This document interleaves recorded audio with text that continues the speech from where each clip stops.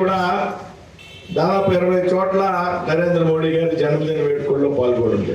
అందులో ఈరోజు ఆయన పథకాన్ని ప్రారంభించారు. ఈ దేశంలో మహిళల కోసం ఆరోగ్య భద్రత ఉండాలి అనేటువంటి దాంతో ఒక కార్యక్రమాన్ని అధికారికంగా ఈయన పుట్టినరోజు సెప్టెంబర్ 15 నుంచి అక్టోబర్ 2 గాంధీ జయంతి వరకు స్వస్తి నారీ సశక్త్ పరివార్ అభియాన్ పేరుతో మహిళలందరి కోసం ఒక కార్యక్రమాన్ని ప్రారంభించడం జరిగింది. దానికి కూడా నేను ఉదయం అటెండ్ అవ్వడం జరిగింది. ప్రధానమంత్రి గారు వర్చువల్ మీటింగ్ లో స్క్రీన్ మీద మాట్లాడేవారు గంట. ఈ విధంగా అనేక కార్యక్రమాల్లో నేను పాల్గొన్నప్పటికీ కూడా ఈ సాయంత్రం జిల్లా జనసేన పార్టీలో జరుగుతున్నటువంటి ప్రధానమంత్రి నరేంద్ర మోడీ గారి జన్మదిన వేడుకలు నాకు ఒక కొత్త అనుభూతిని, మంచి ఆనందాన్ని ఇస్తున్నాయనేటువంటి విషయంలో ఏమాత్రం కూడా అనుమానం లేదు. ఎందుకంటే నేను ఈవేళ ఉదయం నుంచి పాల్గొండి నా పార్టీ ఏర్పాటు చేసినటువంటి కార్యక్రమం, మా పార్టీ కార్యకర్తలు ఏర్పాటు చేసినటువంటి కార్యక్రమాలు అయితే ఈవేళ ఈ సాయంత్రం మిత్రపక్షంగా ఉన్నటువంటి జనసేన జిల్లా కార్యక్రమంలో ఎంత పెద్ద ఎత్తున 3 పార్టీలకు చెందినటువంటి కార్యకర్తలు నాయకుల సమక్షంలో ఆయన జన్మదిన వేడుకలు జరుపుకోవడం అనేది నాకు చాలా ఆనందంగా సంతోషంగా ఉంది. దీనికి కారణమైనటువంటి మరి ఎవరైతే జనసేన టీడీపీ నాయకులందరినీ కూడా పేరు పేరున అభినందిస్తున్నాం. ఇదొక మంచి ఆలోచన, మంచి పద్ధతి. ఈ మధ్య కాలంలో పవన్ కళ్యాణ్ గారి పుట్టినరోజు కూడా నేను నా కార్యాలయంలో చేశాను. ఎందుకంటే ఈ 3 పార్టీల కలయిక వల్ల, ఈ 3 పార్టీల నాయకుల కలయిక వల్ల ఇవాళ రాష్ట్రం మళ్ళీ అభివృద్ధి పరంలో నడుస్తుంది అనేటువంటి విషయాన్ని మనంతా కూడా గమనించాలి. ఎవరు గొప్ప, ఎవరు పెద్ద, ఎవరు చిన్న అనేటువంటి ఆలోచనలు మనం ఏ రోజు కూడా ఆస్కారం ఇవ్వకుండా మనం కలిసి పనిచేయకపోతే గతంలో 5 సంవత్సరాలు మరి రాష్ట్రం ఏ విధంగా అభివృద్ధిలో వెనకబడిపోయిందో ఆ విధంగా మరింత ఇబ్బంది పడేటువంటి అవకాశం ఉన్నది. కాబట్టి మన విధంగా సంయుక్తంగా అనేక కార్యక్రమాలు చేయవలసినటువంటి అవసరం. చాలా మంది చెప్పారు నరేంద్ర మోడీ గారి గురించి. ఒక ఛాయ్ వాళ్ళ కుటుంబంలో జన్మించినటువంటి నరేంద్ర మోడీ ఇవాళ భారతదేశానికే కాదు ప్రపంచ దేశాలు కూడా నరేంద్ర మోడీని చూసి భయపడేటువంటి పరిస్థితి ఏర్పడింది అనేటువంటి విషయంలో ఏమాత్రం కూడా అనుమానం లేదు.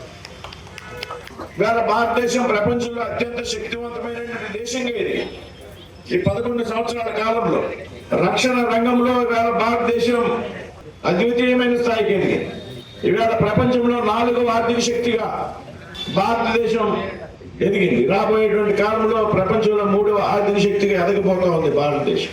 అది అమెరికా కానివ్వండి, చైనా కానివ్వండి, రష్యా కానివ్వండి, ఫ్రాన్స్ కానివ్వండి, జర్మనీ కానివ్వండి, ఇవాళ భారతదేశ యొక్క ఎదుగుదలను చూసి అనేక రకాలుగా భారతదేశాన్ని నియంత్రించాలని ప్రయత్నం చేస్తున్నప్పటికీ కూడా ఏమాత్రం లొంగకుండా ముందుకు వెళ్తున్నటువంటి వ్యక్తి నరేంద్ర మోడీ గారు అనేటువంటి విషయాన్ని సందర్భంగా మనంతా కూడా ఇటీవల కాలంలో అమెరికా టారిఫ్ విధిస్తే దాన్ని కూడా తట్టుకుని ఏమాత్రం కూడా వెనకించవేయకుండా ముందుకు వెళ్తున్నటువంటి పరిస్థితి.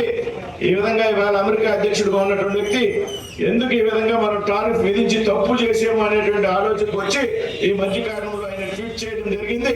భారతదేశం నాకు మంచి మిత్రమైనటువంటి దేశం, నరేంద్ర మోడీ గారు నాకు అత్యంత ప్రీతిపాత్రమైనటువంటి నాయకుడని ఎవరైతే టారిఫ్ విధించినటువంటి వ్యక్తి ఉన్నాడో అదే వ్యక్తి ట్వీట్ చేయడం జరిగింది.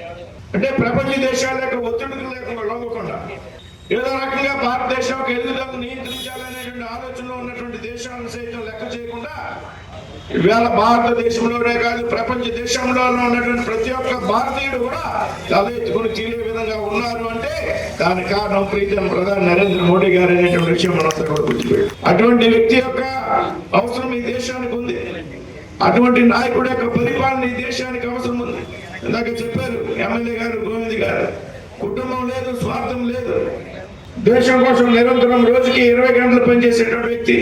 ఈ దేశంలో ప్రజలందరినీ కూడా అట్టడుగు స్థాయిలో ఉన్నటువంటి ప్రజలు ఎవరైతే ఉన్నారో వారందరికీ పెద్ద ఎత్తున సంక్షేమ పథకాలను అమలు చేయాలనేటువంటి ఆలోచనతో పరిపాలన చేసేటువంటి వ్యక్తి.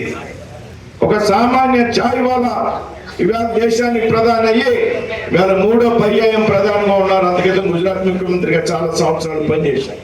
ఎన్ని సంవత్సరాలు అధికారంలో ఉన్నప్పటికీ కూడా ఈ యొక్క అవినీతి ఆరోపణ, లేకపోతే ఆయన మంత్రివర్గంలో ఉన్నటువంటి మంత్రుల మీద సైతం ఎటువంటి ఆరోపణలు అనేటువంటి పరిస్థితి మనంతా కూడా గమనించాం. ఇవాళ ప్రతిపక్షాలు సైతం బయటకు పడకపోయినా చాలా మంది నాయకులు పార్లమెంట్ లో కలిసినప్పుడు ఈ దేశానికి మోడీ గారు అవసరం ఉందని సాక్షాత్తు కాంగ్రెస్ పార్టీ పార్లమెంట్ సభ్యులు అనేక సందర్భాల్లో మాట్లాడేటువంటి పరిస్థితి. ఇటువంటి నాయకులను మనంతా గౌరవించుకోవాల్సిన అవసరం.